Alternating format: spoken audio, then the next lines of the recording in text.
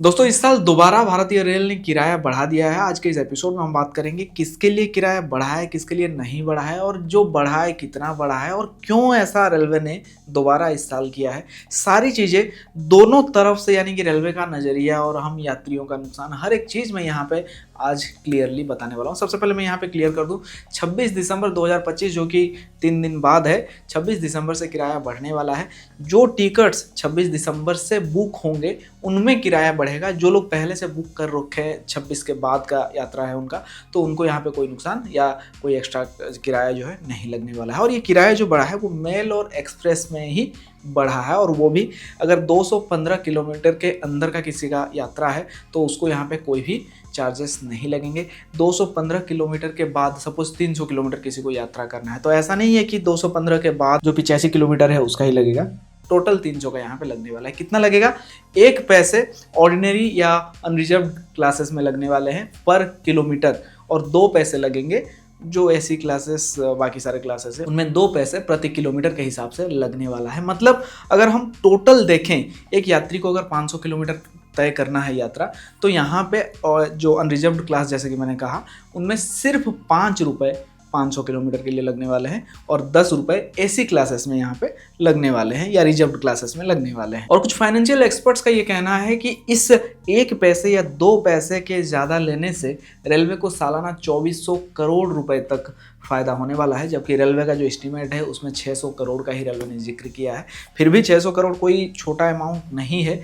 50 करोड़ महीने का यहाँ पे जो है रेलवे को फ़ायदा होने वाला है इस 1 पैसे या 2 पैसे के चलते। इस किराया बढ़ोतरी के पीछे का रीज़न रेलवे ने बताया है कि बिजली और डीजल का कॉस्ट बढ़ चुका है। ट्रैक, कोच, इंजन का जो मेंटेनेंस होता है तो उसमें जो चीज़ें लग रही है उनका दाम बढ़ चुका है। सेफ्टी सिस्टम के बारे में भी रेलवे ने यहाँ पे बताया, हालांकि एक्सीडेंट्स तो आए दिन होते ही रहते हैं, तो सेफ्टी सिस्टम्स जो नए नए इंस्टॉल हो रहे हैं, कवच, इन सभी में जो खर्चा हो रहा है वो बताया गया। साथ में स्टाफ पेमेंट जो इंक्रीज है उसका भी रीजन यहाँ पे दिया गया है।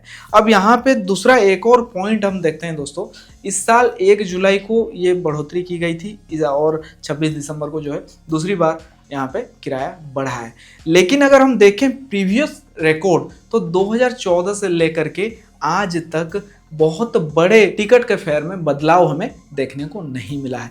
2014 में एक बार बदला था, 2020 में, और 2025 1 जुलाई और 26 दिसंबर 2, मतलब 2014 से लेकर 2025 तक सिर्फ 4 बार किराया जो बढ़ाया गया, और वो भी कुछ पैसे, 1 पैसे 2 पैसे, ऐसे ही कोई बड़ा अमाउंट जो है बदलाव नहीं हुआ है। देखिए इस रेलवे फेयर हाइक से बिल्कुल भी मैं नाखुश नहीं हूँ। ऐसा होना चाहिए, हो रहा है, महंगाई बढ़ रही है तो उस हिसाब से बढ़ना चाहिए। लेकिन बहुत सारी और भी चीज़ें हैं जिसका सुविधा हम यात्रियों को होना चाहिए। जैसे कि एक यात्री महीनों पहले अपना कंफर्म टिकट बुक करता है, लेकिन यात्रा के दौरान वो देखता है कि उसमें अनरिजर्व्ड यात्री जो है काफ़ी ज़्यादा भर गए हैं, या वेटिंग वाले यात्री जो है काफ़ी ज़्यादा भर गए हैं।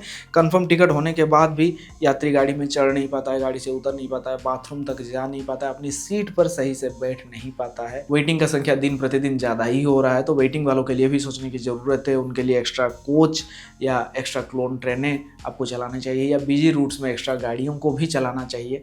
तो ये सब समस्या हैं, इन पर भी रेलवे को देखने की ज़रूरत है। बाकी इस किराए बढ़ोतरी को लेकर आपका जो भी नज़रिया है वो आप कमेंट सेक्शन में ज़रूर बताइए। फिलहाल दीजिए मुझे इजाज़त, फिर मिलते हैं कोई नई जानकारी के साथ। तब तक के लिए अपना ख्याल रखिए। Take care, bye bye.